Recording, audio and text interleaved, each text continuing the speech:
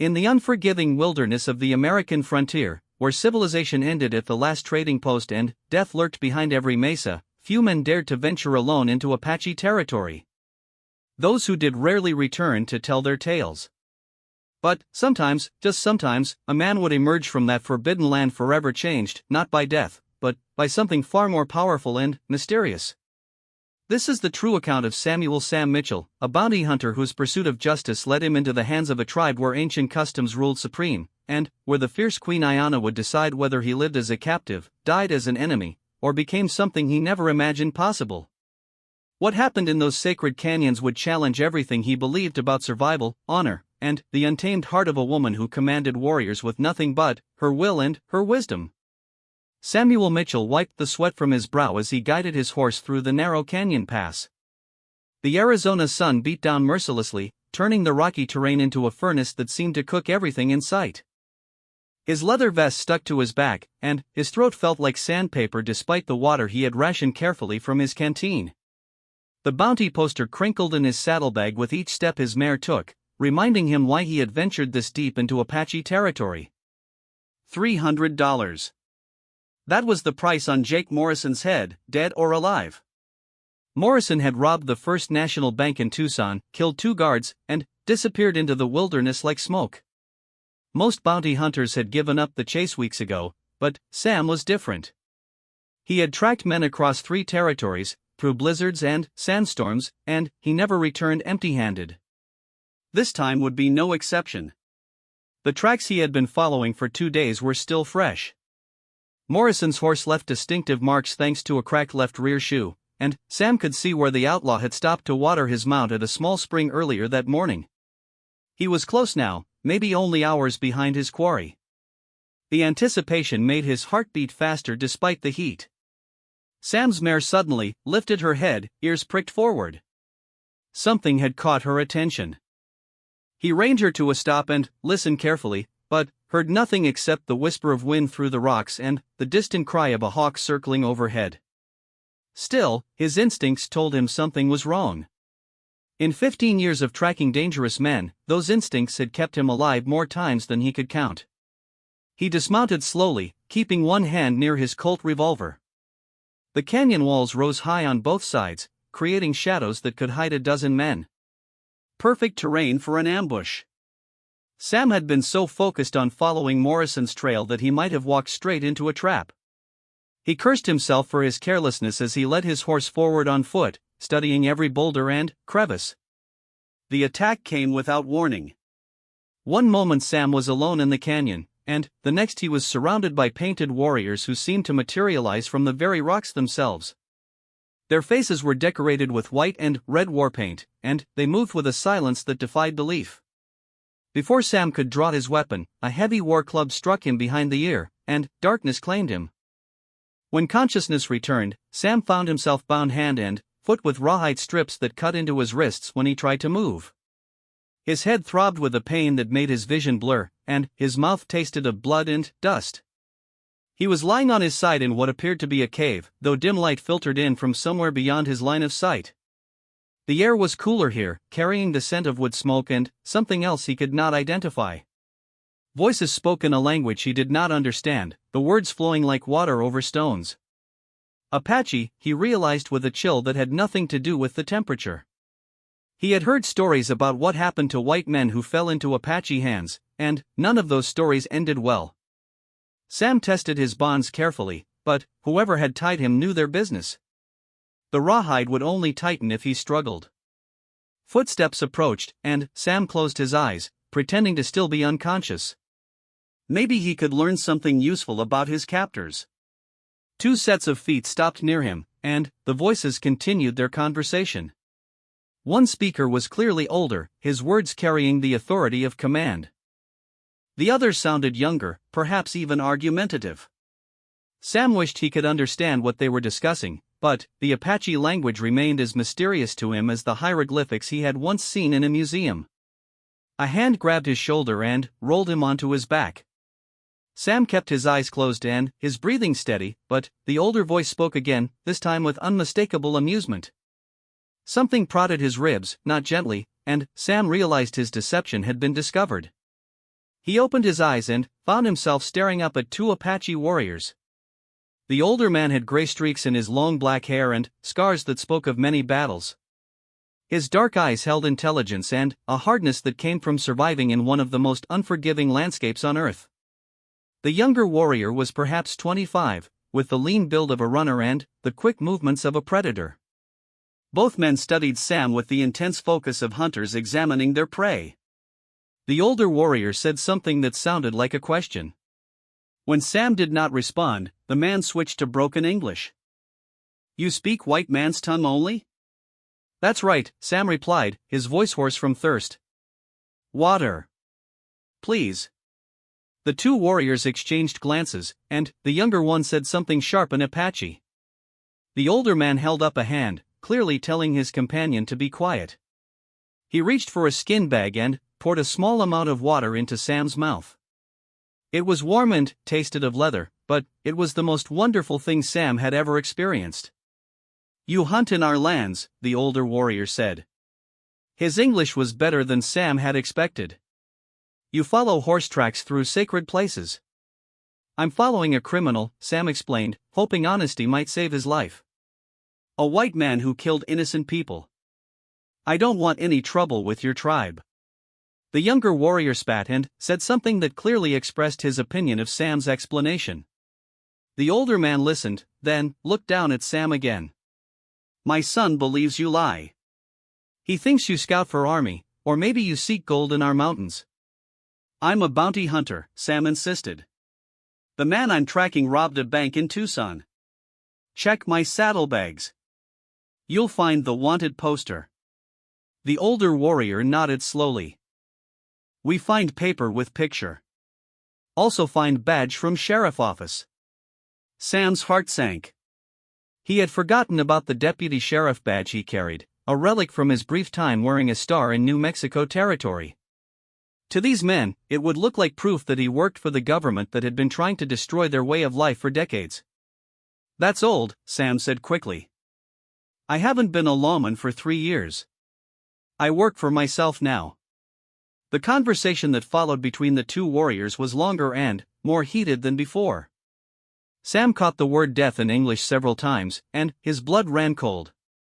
The younger man was clearly advocating for Sam's immediate execution, while the older warrior seemed to be arguing for something else. Finally, the older man stood and looked down at Sam with an expression that might have been pity.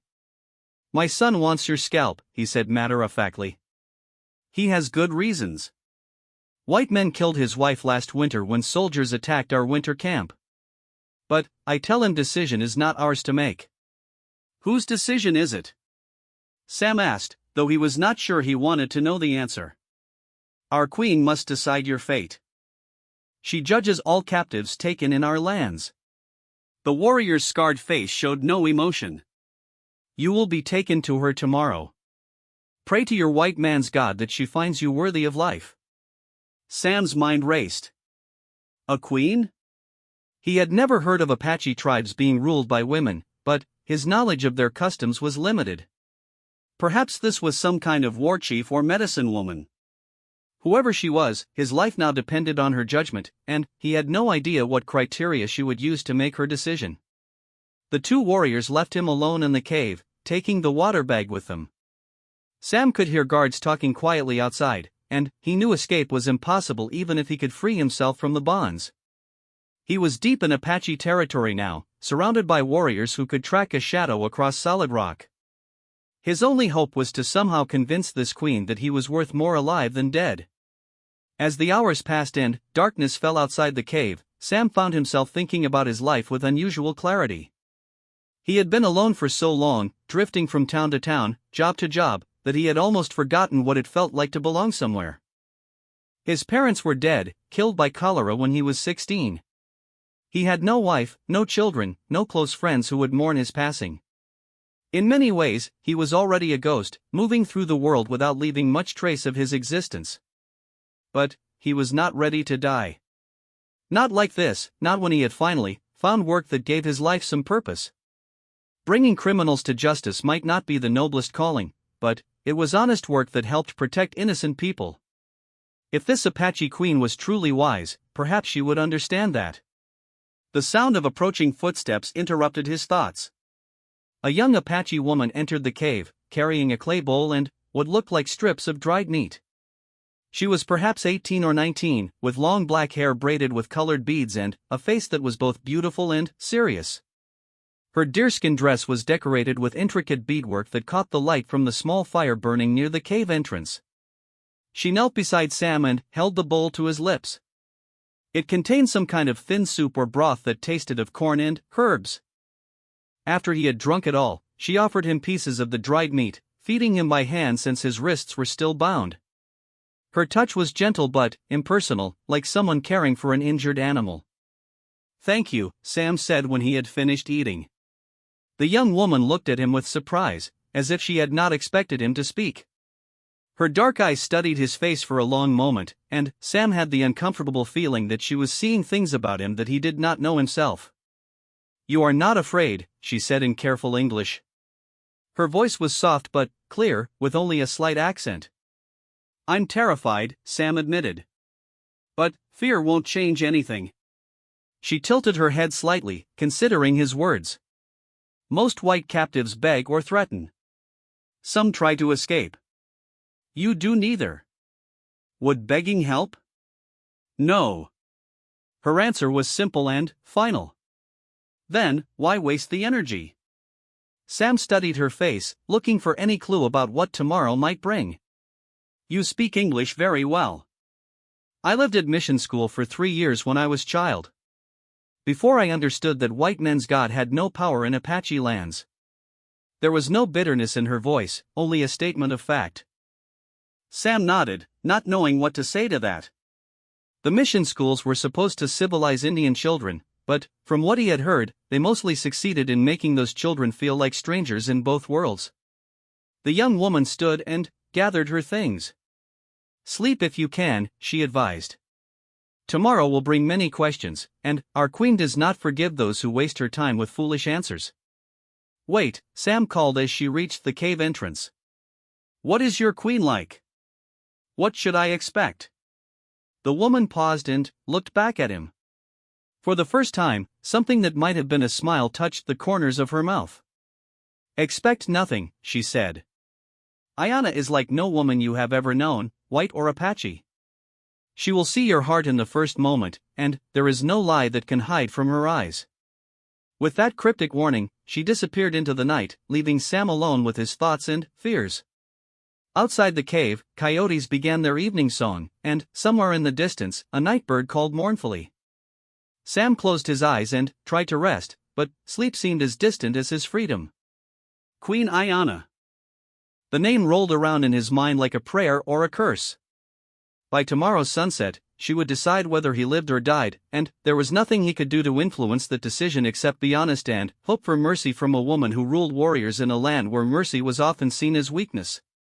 The night stretched endlessly before him, filled with uncertainty and the promise of a dawn that might be his last. Dawn came too soon and not soon enough. Sam had dozed fitfully through the night, his dreams filled with images of painted warriors and mysterious women whose faces he could never quite see clearly.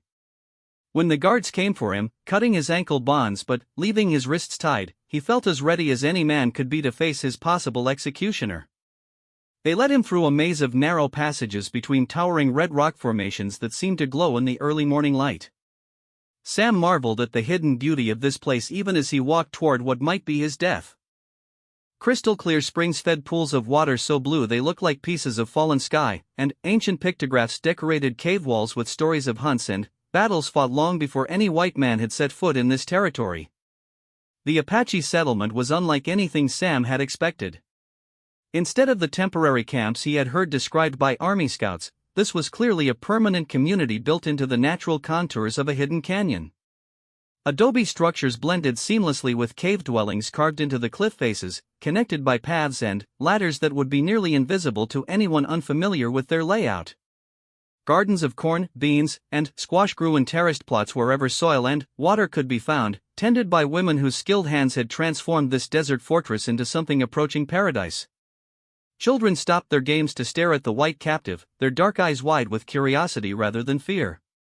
Sam noticed that none of them looked malnourished or neglected. These people were thriving in a place where most whites would die of thirst within days. It was a humbling reminder of how little he truly understood about Apache culture and capabilities. Warriors watched his passage with expressions that ranged from hostile to merely suspicious. Sam recognized several different tribal groups represented by variations in dress and decoration, suggesting that this hidden stronghold served as a gathering place for Apache bands from across the territory. The political implications were staggering. If the army knew about this place and the cooperation it represented, they would spare no effort to destroy it. The procession stopped before the largest structure in the settlement, a multi-level building that combined traditional Apache architecture with innovations Sam had never seen before. Terraced rooftop gardens caught and channeled rainwater into storage cisterns, while carefully positioned windows and ventilation shafts created air currents that kept the interior cool despite the desert heat. This was not the primitive dwelling of savage people, but the sophisticated creation of engineers who understood their environment better than any university-trained architect. Sam's guards gestured for him to wait while one of them disappeared into the building. The minutes stretched like hours as Sam stood in the growing heat, aware that dozens of eyes were watching his every move and expression. He tried to project calm confidence, but his heart hammered against his ribs like a trapped bird desperate for escape. When the guard returned, he was accompanied by 4 women whose bearing and dress marked them as people of importance. The youngest looked to be about 25, with the lean build of a warrior and scars on her arms that spoke of combat experience. The oldest was perhaps 60, her gray hair elaborately braided and adorned with silver ornaments that caught the sunlight like captured stars. The other 2 were somewhere between these ages, both carrying themselves with the quiet authority of those accustomed to being obeyed. But it was the 5th woman who emerged from the building who commanded Sam's complete attention. Queen Ayana moved with a fluid grace that made the very air seem to part before her, and Sam understood immediately why warriors would follow her into battle. She was neither young nor old, perhaps 35 years, with the kind of timeless beauty that suggested strength rather than fragility.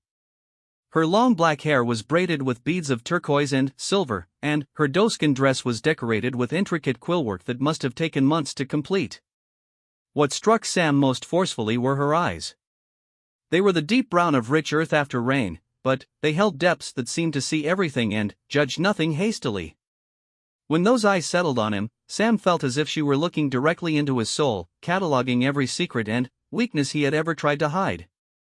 It was profoundly unsettling and strangely comforting at the same time.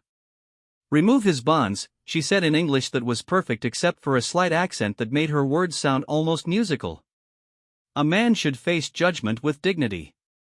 The rawhide strips fell away from Sam's wrists, and he rubbed the circulation back into his hands while trying to think of something appropriate to say. Every word that came to mind seemed inadequate or potentially offensive. How did one address an Apache queen? Was there some protocol he should follow? Ayana seemed to sense his confusion, and something that might have been amusement flickered in her dark eyes. "You are wondering how to speak to me," she observed. "Your people have many rules about talking to those who hold power. We are simpler. Speak truth, and speak it plainly." "Thank you," Sam managed. "Your Majesty." Now she did smile, and the expression transformed her face from merely beautiful to radiant. "I am not your queen, Samuel Mitchell. I rule here because my people chose me, not because some distant god ordained it. Call me Ayana." The fact that she knew his name should not have surprised him. His saddlebags contained enough identification to tell her everything she needed to know about his background. What surprised him was the way she said it, as if they were old acquaintances meeting after a long separation rather than captor and prisoner facing each other for the first time. "You know why you are here," Ayana continued, settling onto a low stone bench that seemed to be positioned specifically for these kinds of formal proceedings. The 4 women who had accompanied her arranged themselves nearby, clearly serving as some kind of council or advisory group. "You were found in our sacred lands, following tracks like a hunter stalking prey. Some of my people believe you were scouting for the army. Others think you seek gold or silver in our mountains. What is your answer to these suspicions?" Sam took a deep breath and met her gaze directly. "I was tracking a criminal named Jake Morrison. He robbed a bank in Tucson and killed 2 guards during the robbery. I'm a bounty hunter, and I was hired to bring him back for trial. Show me, Ayanna commanded. One of the warriors handed her Sam's saddlebags, and she removed the wanted poster with careful deliberation. Her eyes moved between the printed description and the sketch of Morrison's face, and Sam saw her expression grow thoughtful. This man, she said finally. We have seen him. Sam's heart leaped. Where? When? 3 days ago, he came to our outer camps begging for water and food. His horse was lame, and he was half dead from thirst. Ayanna folded the poster carefully and set it aside. We gave him what he needed and sent him on his way. It is our custom to offer hospitality to those who ask respectfully. Which direction did he go? Sam asked, then immediately wondered if he had overstepped some boundary. But Ayanna did not seem offended by his eagerness. South, toward the Mexican border. He will not survive the crossing. The desert beyond our lands is merciless to those who do not know its ways. Her tone was matter-of-fact, without satisfaction or regret. Your quarry is already dead or soon will be. The news should have been devastating. $300 and weeks of dangerous travel, all for nothing. But Sam found himself feeling oddly relieved. Morrison would face justice of a sort, and Sam would not have to track him through even more hostile territory. I understand, he said simply. Do you? Ayanna leaned forward slightly, studying his face with those impossibly perceptive eyes. Most white men would be angry. They would demand we guide them to where the outlaw went, or provide horses and supplies for continued pursuit. You accept the loss with unusual grace. Sam considered her words carefully. Dead is dead, whether from a hangman's rope or desert thirst. Justice doesn't always come in the form we expect. The oldest woman on the council said something in rapid Apache, her tone suggesting disagreement or concern. Ayanna listened respectfully, then replied in the same language. The conversation continued for several minutes while Sam waited, trying to read the expressions and body language of the participants. The younger warrior woman seemed to support whatever the elder was arguing, while the 2 middle-aged counselors appeared more neutral. Finally, Ayanna turned back to Sam. Singing Crow believes you speak wisdom to hide darker purposes. She has lived through many betrayals by white men who seemed honest at first meeting. I can only tell you the truth, Sam replied. Whether you believe it is beyond my control. Truth. Ayanna repeated the word as if tasting its flavor. What is truth to you, Samuel Mitchell? Is it the same as fact, or something deeper? The question caught Sam off guard. He had expected to be questioned about his intentions and his past, not to engage in philosophical discussion with a woman who ruled Apache warriors. But he sensed that his answer was crucial, perhaps more important than anything else he might say. Facts are what happened, he said slowly. Truth is what it means. A man can state facts and still be lying if he leaves out the meaning behind them. Ayanna nodded approvingly. And what is the truth behind your presence in our lands? Not the facts of tracking an outlaw, but the deeper meaning. Sam thought about the question seriously, aware that his life might depend on his answer. What was the truth behind his relentless pursuit of criminals across dangerous territory? What drove him to risk everything for money and the abstract concept of justice? I think, he said carefully, the truth is that I need to matter. I need to know that my life makes some kind of difference, even if it's just bringing one bad man to account for his crimes. I've been alone for a long time, and hunting bounties gives me purpose. The silence that followed his words seemed to stretch forever. Ayanna's dark eyes never left his face, and Sam had the uncomfortable feeling that she was seeing things in his soul that he had never acknowledged himself. When she finally spoke, her voice was gentler than before. You seek family, she said. You seek a place where you belong and work that has meaning beyond money. This is why you were not truly angry about the outlaw's death. The hunt itself was more important than the reward. Sam felt as if she had struck him physically. The accuracy of her insight was breathtaking and terrifying. How could a woman he had just met understand him better than he understood himself? Perhaps, he admitted quietly. Ayana stood and walked to where he still stood under guard. She was smaller than he had expected, perhaps 5 feet 4 inches to his 6 feet, but her presence seemed to fill the entire space around them. When she reached out and placed her hand on his chest, directly over his heart, Sam felt an electric shock that had nothing to do with static electricity. "Your heart beats with loneliness," she said, so quietly that only he could hear. "It is a familiar rhythm in this place. Many of my people know that song." She stepped back and addressed the council in Apache. The discussion that followed was longer and more heated than the previous one. Sam caught occasional English words: dangerous, risk, precedent, but the overall meaning remained a mystery. Finally, the debate ended, and Ayana faced him again. "The council has considered your case," she announced formally.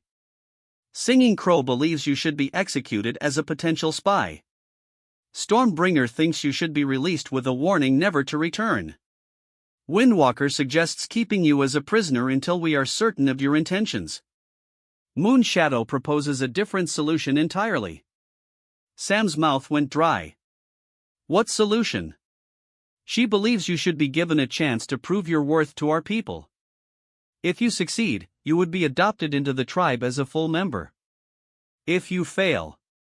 Ayana shrugged eloquently. The offer was so unexpected that Sam could only stare at her in stunned silence. Adopted into an Apache tribe? It was unheard of, especially for a white man who had been captured while tracking criminals through their territory. What kind of test would they devise? And what would happen to him if he failed? "What would I have to do?" he asked when he found his voice. "That depends," Ayana replied. "What skills do you offer our people? What would make your presence here valuable rather than merely tolerated?" Sam's mind raced through possibilities. What could a bounty hunter contribute to an Apache community that they could not provide for themselves? They were clearly expert hunters, warriors, and survivors. They had medicine women, craftspeople, leaders, and everything else needed for a functioning society. "I can track," he said finally. "I can read signs that most people miss, and I know how white men think and move. I might be useful if you need information about army movements or criminal activities that could threaten your people." "Interesting." Ayana exchanged glances with her council members. "You would spy against your own people?" The question was a trap, and Sam knew it. Answer yes, and he branded himself a traitor. Answer no, and he admitted he could not be trusted to put Apache interests first. "I would work to protect innocent people from those who would harm them," he said carefully. "Whatever color their skin might be." Ayana smiled again, and Sam realized he was beginning to treasure those smiles like a miser treasured gold.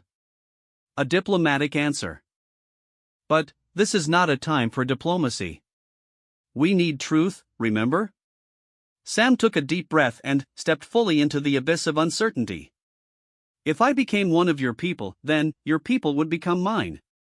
I would defend this community and its interests above all others. But I would not murder women and children, and I would not torture prisoners. Those are lines I will not cross. Even if ordered by your queen?" The challenge hung in the air between them like smoke from a signal fire. Sam met her gaze steadily, knowing that his next words would either save his life or end it. "Especially if ordered by my queen," he said quietly. "A true leader does not ask followers to betray their deepest principles. If you are the woman I believe you to be, you would never make such a request." The silence that followed was so profound that Sam could hear his own heartbeat echoing in his ears. Had he gone too far? Had his attempt at honesty crossed the line into insolence? Ayana's expression was unreadable, and her council members looked equally inscrutable. Finally, Ayana threw back her head and laughed. It was a sound like silver bells mixed with running water, pure and joyous and completely unexpected. The council members looked startled, then began to smile as her laughter proved infectious. "Moonshadow was right," Ayana said when her mirth finally subsided. "You are either very brave or very foolish, and often the two are indistinguishable." "Very well, Samuel Mitchell. You will have your chance to prove yourself worthy of adoption into our tribe. Relief flooded through Sam's body like cool water in the desert. What must I do? That, Ayana replied, her dark eyes sparkling with mischief, will be revealed when the time is right. For now, you will be given food, shelter, and freedom to move about our settlement. But, know this, you are being watched and judged every moment. How you treat our children, how you respond to our elders, how you conduct yourself when you think no one is paying attention. All of these things matter. She gestured to one of the younger warriors. Running Bear will show you where you may sleep and explain our customs. Do not disappoint us, Samuel Mitchell. Second chances are rare gifts, and we do not offer third ones. As Sam was led away from the formal judgment area, he glanced back once to see Ayana watching him with those impossibly perceptive eyes. He had won a reprieve, possibly even an opportunity for a completely different life. But he sensed that the real test was just beginning, and failure would mean more than just his death. It would mean disappointing a woman whose good opinion was rapidly becoming more important to him than his own survival. 3 weeks passed like a dream within a dream. Sam found himself settling into the rhythm of Apache life with surprising ease, though he remained constantly aware that he was being evaluated by eyes he could not always see. Every interaction, every response to unexpected situations, every choice between his old ways and the customs of his potential new people was noted and weighed by observers whose judgment would determine his fate. Running Bear proved to be an excellent guide and, gradually, something approaching a friend. The young warrior had initially been suspicious of the white captive, but Sam's willingness to work without complaint and learn without condescension had slowly earned his respect. Through Running Bear, Sam learned the intricate social customs that governed Apache society, the unspoken rules that meant the difference between acceptance and exile. The work was hard but satisfying in ways Sam had not expected. He helped with construction projects, learned to weave baskets from willow branches, and assisted the hunting parties that brought meat to feed the community. His tracking skills proved valuable when the hunters lost the trail of a wounded deer, and his knowledge of white man's weapons helped improve the maintenance of captured rifles and ammunition. But it was his interactions with the children that seemed to matter most to his unseen judges. Apache children were raised with a freedom that shocked most white observers, allowed to explore and learn through experience rather than rigid discipline. Sam found their curiosity refreshing after years of dealing with adults who viewed every stranger as a potential threat. Little Dove was perhaps 8 years old, with enormous dark eyes and a smile that could melt stone. She had appointed herself Sam's unofficial Apache language teacher, giggling at his pronunciation errors and patiently correcting his grammar with the infinite patience that only children possessed. Through her lessons, Sam began to understand not just the words but the concepts that shaped Apache thought. "Why do white men always hurry?" she asked one afternoon as they sat by the main spring, practicing vocabulary related to water and weather. Sam considered the question seriously. It deserved a thoughtful answer. "I think because we're afraid of running out of time," he said finally. "We believe that if we don't accomplish everything quickly, we'll fail." Little Dove wrinkled her nose in confusion. "But time is like the river. It keeps flowing whether you hurry or not. Why not enjoy the flowing instead of fighting against it?" The wisdom in her simple words struck Sam like a physical blow. How many years had he spent racing from one goal to another, never stopping to appreciate the moment he was living in? How much beauty and meaning had he missed in his desperate pursuit of purpose and belonging? "Your people are very wise," he told her. "Ayana says wisdom comes from listening more than talking," Little Dove replied. "She says you are learning to listen." The mention of the Queen made Sam's heart beat faster, though he tried to hide his reaction from the perceptive child. Ayana had been a constant presence in his thoughts since that first meeting, but he had seen her only from a distance during the past 3 weeks. She moved through the settlement like a force of nature, settling disputes, making decisions, and inspiring loyalty through some combination of wisdom and charisma that Sam could not fully understand. "What else does Ayana say about me?" he asked, trying to keep his tone casual. Little Dove gave him a look that was far too knowing for her years. "She says you have a good heart that has been hurt many times. She says healing takes patience, like waiting for corn to grow." Before Sam could respond to this observation, shouts erupted from the direction of the settlement's main entrance. Warriors were running toward the sound, and Sam could see dust clouds in the distance that suggested approaching riders. His blood ran cold as he recognized the implications. Only one group would approach an Apache stronghold with enough men to raise that much dust. Soldiers, he breathed.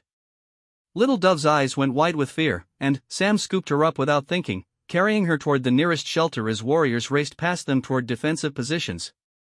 The settlement erupted into controlled chaos as women gathered children and elders while men prepared for battle. Sam found himself in an impossible position.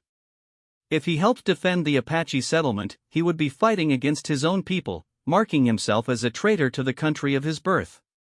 If he refused to fight, he would prove to the Apache that he could not be trusted when their survival was at stake. Either choice would doom any chance of acceptance into the tribe. But, as he watched Little Dove's terrified face and saw women hurrying to protect children who had shown him nothing but kindness, the choice became clear. These people had given him food, shelter, and hope for belonging. They had judged him fairly and offered him chances he had never expected to receive.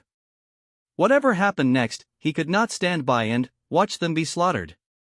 "Stay with the other children," he told Little Dove as he set her down near a cave entrance where non-combatants were gathering. "I'll come back for you." He turned to join the warriors racing toward the battle lines, but a hand on his shoulder stopped him. Ayana stood behind him, dressed not in her ceremonial clothes but in practical leather and armed with a rifle that looked well maintained and frequently used. "This is not your fight," she said quietly. "No one expects you to risk your life for people who have not yet accepted you as one of their own." "Those children are my friends," Sam replied. "Little Dove is teaching me your language. Storm Cloud showed me how to make proper arrowheads. Windrunner shared his family's food with me every night for 3 weeks. If someone wants to hurt them, it becomes my fight." Ayana studied his face for a long moment, and Sam saw something shift in her dark eyes. "The test was never about skills or usefulness," she said softly. "It was about this moment. About choosing loyalty over safety when everything was at stake." "Am I passing?" Sam asked with a grim smile. "We shall see." Ayana checked her rifle with practiced efficiency. "Can you shoot?" "Better than most." "Then, come. Let us see how well a bounty hunter fights when he is defending home instead of hunting strangers." They reached the defensive positions just as the first shots rang out across the canyon. Sam counted at least 30 cavalry troopers spread across the canyon entrance, with more possibly hidden behind the rock formations. The Apache warriors were outnumbered but held superior positions and knew every inch of the terrain. It would be a bloody fight either way. The battle began in earnest as the soldiers advanced up the narrow approaches to the settlement. Sam found himself crouched behind a boulder next to Running Bear, both of them firing at targets that appeared and disappeared among the rocks below. The young Apache warrior seemed unsurprised to find the white captive fighting beside him. "Ayana said you would choose correctly," Running Bear shouted over the gunfire. "She said your heart was Apache even if your skin was not."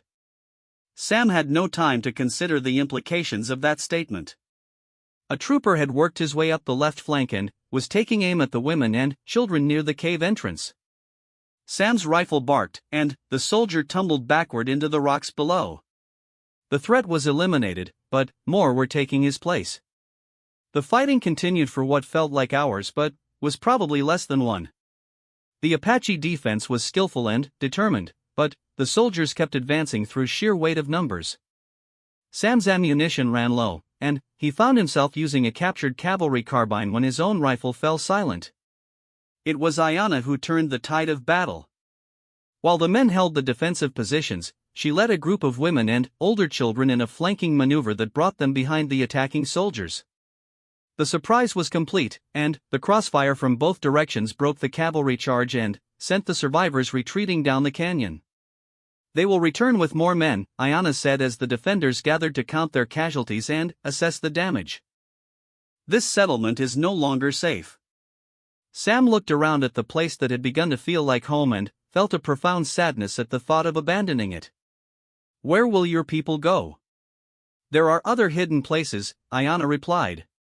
"But, first, we must tend to the wounded and honor the dead." 3 Apache warriors had been killed in the fighting, including an older man who had been one of Sam's teachers in the art of desert survival. 5 others were wounded, though none critically. It was a light casualty count for such an intense battle, testament to the skill of the defenders and the strength of their positions. As the wounded were carried to shelter and preparations began for the grim business of burial, Ayanna approached Sam where he sat cleaning his borrowed rifle. Her expression was unreadable, but something in her posture suggested that an important moment had arrived. "The council will meet tonight," she said without preamble. "Your testing is complete." Sam's heart hammered against his ribs. "What will they decide?" "That depends on what you want them to decide." Ayanna settled beside him on the rocky outcrop where he had been sitting. "Today you proved that you will fight for our people. But fighting is only one kind of loyalty.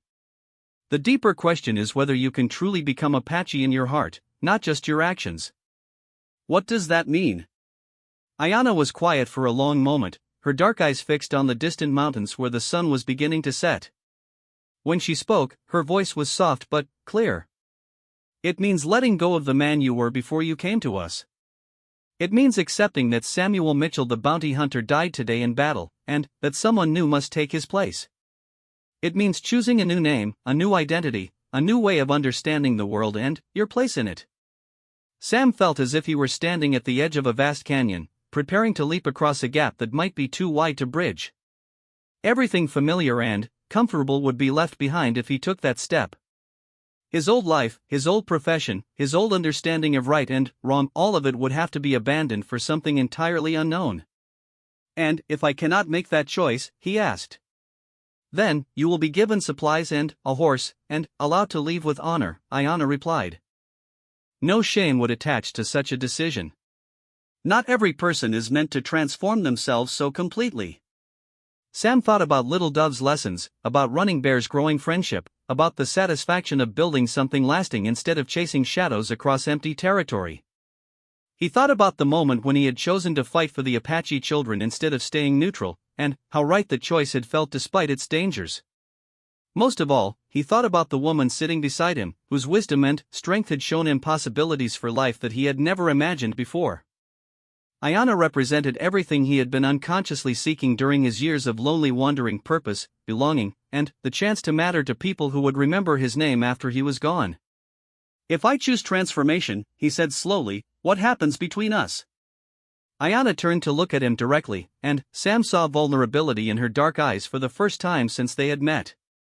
"That depends on what you want to happen," she said softly. "A queen may rule warriors, but she is still a woman who hopes for companionship and partnership. If you become truly Apache, all paths become possible." The promise in her words made Sam's decision easier than he had expected it to be. "Then, let Samuel Mitchell die with honor," he said. "I want to discover who I can become in his place." Ayanna's smile was radiant as the rising sun. "The council will be pleased," she said. "And I." She paused, seeming to search for the right words. "I am pleased as well." That night, by the light of a ceremonial fire that painted the canyon walls in shades of gold and crimson, Sam knelt before the tribal council and formally renounced his old life. The ritual was both solemn and joyous, marking the death of one identity and the birth of another. When it was complete, he was no longer Samuel Mitchell the bounty hunter, but Swift Arrow, adopted son of the Apache people and warrior of Ayanna's band. The new name felt strange on his tongue at first, but as the celebration continued around him and he was welcomed by people who had become his family, Swift Arrow began to understand what transformation truly meant. It was not just changing what you were called or where you lived. It was becoming someone who could love and be loved without reservation, someone who belonged somewhere and to someone completely. When Ayanna took his hand as the fire burned low and led him away from the celebrating crowd, Swift Arrow followed without hesitation into a future that promised everything his old life had lacked. He had been captured by the tribe and claimed by their queen, but, in the end, it was his own heart that had made the choice to stay.